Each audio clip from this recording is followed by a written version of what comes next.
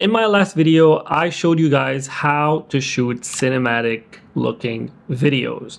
And I gave you 7 tips on how to make your videos look better when you're shooting. But I also said that if you guys want to see how I edit, cut, and color grade my footage, then you should let me know. And this is that video. Today in this video, I will be showing you how I edit, how I color grade, and basically showing you all the ins and outs of my editing techniques. So let's get right into it. So the first step of this entire editing process will be cutting the clips accordingly. Now, there's 2 things that you need to be worried about. First of all, if you want to use a specific song, you might as well download that song and put it in the timeline and cut to the beat. Personally, I stopped doing that because I found that it's taking too much time to find the right song and then screen record it and then just send it to my computer. It was a long process. I like to use 2 to 3 seconds of each clip and then find the right song afterwards. Just so you know, the sequence that I shot last time in the forest, I shot it from the end to the beginning. Now, after rearranging the footage, because I did shoot this footage from the end scene to the beginning scene, which is something you should not be doing, but for tutorial purposes, I rearranged the footage. Now, all you need to do is you need to go through your footage and basically cut out what you don't want. Now, what I like to do is just scroll through the footage right here and find the part where my model seems most interesting. So I will assume that it is right here. I will zoom in and I will see the length of this video. And look here, this is almost 2 seconds of footage right here of our model looking around. And see this point where I move the camera away? We do not want that. So we will basically just go here right before the movement, trim this out, get rid of it. And now we have our first clip, which is very short, which means I will extend this a bit just to get more out of the scene. So we have a very nice static shot with like a quiet nature scene. This is something I really like, and I'll extend this even a bit further with our model looking in awe. Now, the next clip. And typically I will do this for every single clip that I have. So right here we have the shot of our model walking. We made a mistake the first time. She needed to keep walking. I like this leading line right here, which is something we talked about in the previous video. And I want to showcase that. So I want to showcase the walking. So I'll probably go here, which is basically the lower thirds of the frame, which is right here. And I will cut this and I will basically take around, so this is 1 second, 1/16, and I will move it all the way to around 320. There you go. That is the second clip from our cinematic footage. Again, my goal with these videos that I post on Instagram that are cinematic is for them to be between 9 to 11 seconds long, maybe 12 to 13. I don't want to extend over than that because what I realized is that people's retention rate is not as high as you would think, and people will swipe away. The next shot is this shot, which is a symmetric shot, which is something I did talk about in my previous video. And I want to get my subject walking down the stairs. And basically we will get our subject right here. Right here is what I want. And 1, 2, 3, and then stop right there. Cut right here. And there you go. But to be fair, this shot should be before this shot. And now we have the story of getting into the garden, walking down the stairs, walking down the pathway, and the story moves forward. And that is how I pretty much cut my footage. I will fast forward this part just because you pretty much got the idea. I want to showcase the action, but I don't want more than 1 to 2 seconds.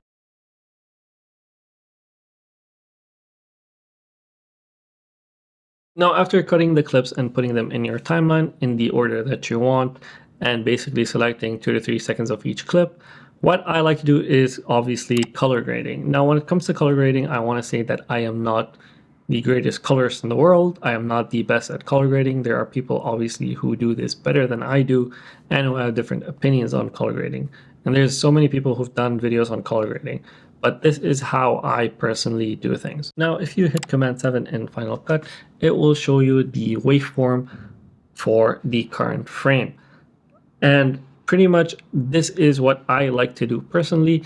Is right here we have the shadows, which is this part right here, and as you can see it will move the shadows accordingly. What I like to do is bring the shadows down to get a bit of contrast, and the highlights I like to bump them up even though it says it is overexposed, but that is because we have the sky in the footage and it was a very cloudy and bright day, so it will say that it is overexposed. You can go down pretty much to around here if you want to get a better exposure, and we will do that in this case. We will just drop it down, and you see when this goes flat, this means that your highlights are pretty much crushed and overexposed, or your whites are overexposed. We will drop this down a bit to around right here, and I like to bring down the midtones to get basically a more contrasty look. Now after color correction, you want to do the conversion LUT, and the conversion LUT can be found on your camera manufacturer's website. You can go and find your camera and basically the type of log footage that you shot. So right here I use an X-H2S, f-log2, and we convert this to Rec. 709, and we get a bit of color in our image. This is something you have to do, and this is the next step in color grading. The third step that I like to do personally is working with the color wheels. And right here in the color wheels, you can see, let's look exactly what I have done. I don't mess with any of the brightness sliders, but I do work with the colors. What I like to do is add a 10% kind of saturation level to the shadows, midtones, and highlights, to everything. And because this is a forest shot, I will add greens into the shadows and a bit of greens into the midtones. And I will add yellows and oranges to the highlights and increase the saturation on pretty much all of them, except the midtones a tiny bit. Now this is our footage before adding these color wheels and adding some color into our highlights, shadows, and midtones, and adding a bit of saturation. And this is after. And you can see there's a huge difference already. A lot of people would stop at this point, but let's keep it going. Now the fourth step is adding a hue saturation curve. I don't always do this, but sometimes I like to. And let's look at the before and after. So this is before the hue saturation, and this is after. It's not much, it's very subtle, but you can see I'm kind of getting rid of the greens right here. And let's look at exactly what I am doing. Now you can use the color pickers here, and I will explain what hue versus hue means. Hue versus hue means when you click the color picker or you select any color here, you are basically changing the hue of the color that you are selecting. When it comes to hue versus saturation, you can pick a specific color and increase or decrease the saturation. Hue versus luma, you pick a certain color and you increase or decrease the brightness of that color. What I am doing here personally is I am selecting the oranges and I am shifting them upwards, and let's see what that looks. And you can see here we're adding kind of more orange, and here we're adding less orange. Now let's look at the hue versus hue.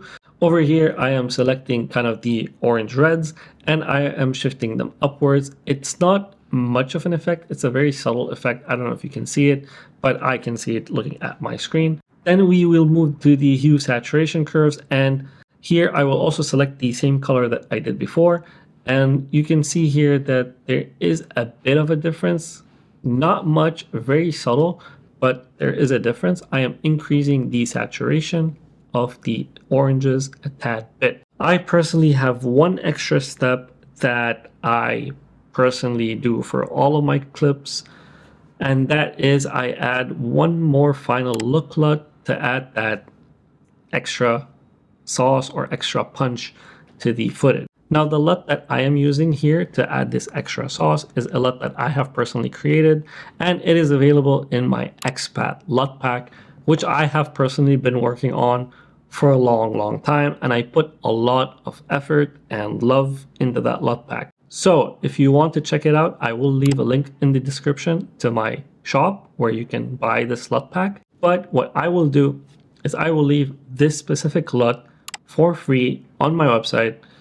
If you go to my website in the description and you sign up to the newsletter, you will get access to this free LUT, a free preset, and free wallpapers. But that's not all. You will also get an email with a 15% discount code that you can use on my shop to buy the LUT pack the full version of the LUT pack with more LUTs that you can use in your footage. Please consider supporting me and supporting my work. This way I can make more videos for you guys and I can pump out more content for you guys. But let's keep going. Now the custom LUT that I will add is, you can see here, is called Golden Hour, and I will just basically click this and you can see the difference that this makes. We go from this kind of flat looking image to this very punchy, vibey frame. The one thing that I will say is my LUTs are not a one-click solution. Obviously, you need to do all the color corrections and the color grading beforehand. And then at the end, you can add the look LUT, and then you will use this mixer here to add more punchiness or less punchiness. And you can see here, this is how it looks like in full blast. But when you drop it down to 0.6, 0.63, it gives it a more subtle look. And that is it. And that is it on how I color grade. We went from this right here to this final result. It's a big, big difference.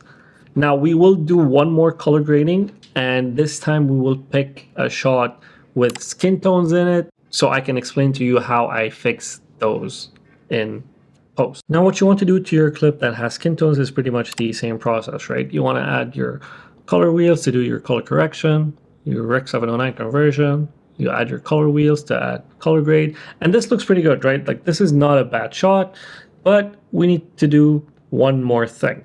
So before, we had the hue saturation curves right before the custom LUT, but what we will do here is I will add the custom LUT first, and as you can see here, this kind of changed with the skin tones. It made the skin tones look a bit different, right?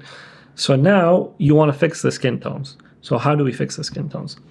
Well, when you hit Command 7, when you're using Final Cut, you click this right here, you go to your vector scope, and it gives you this wheel right here.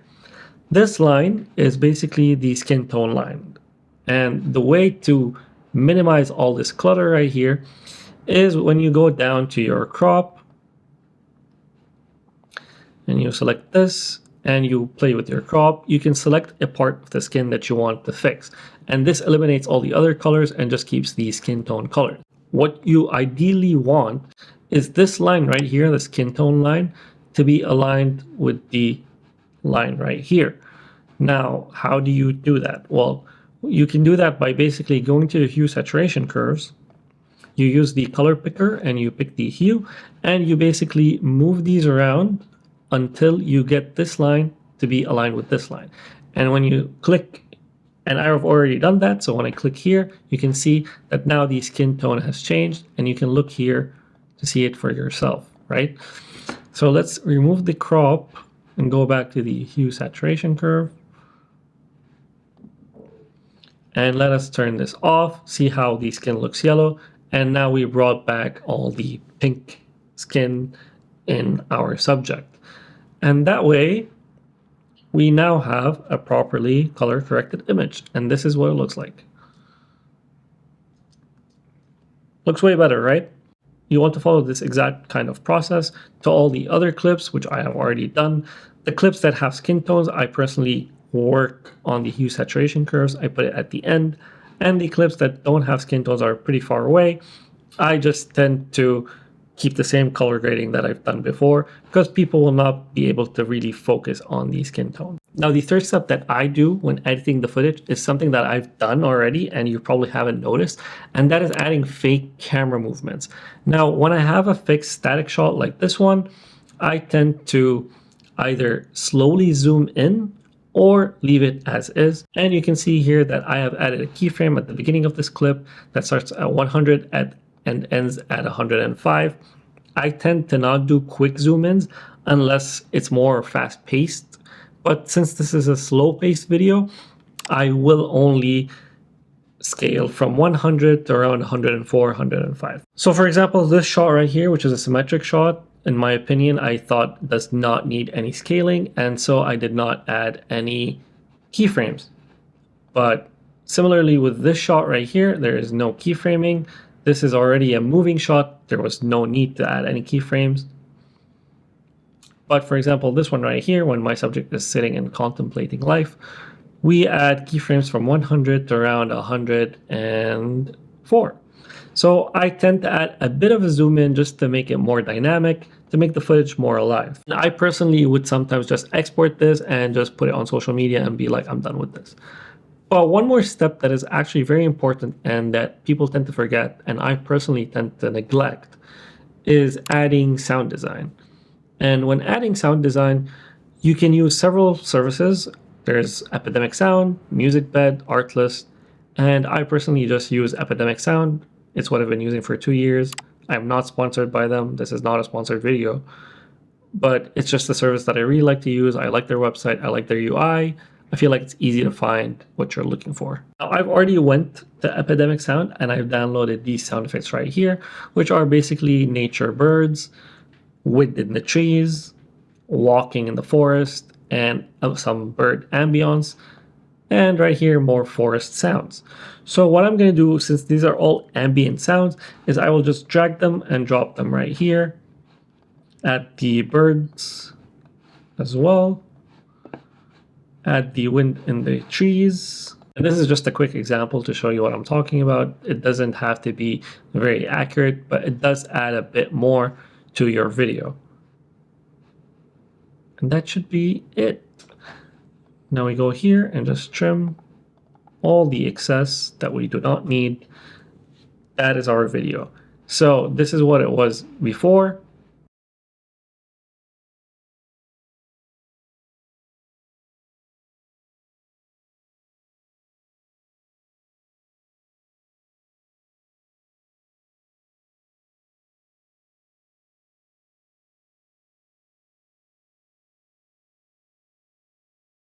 And this is what our video looks like afterwards.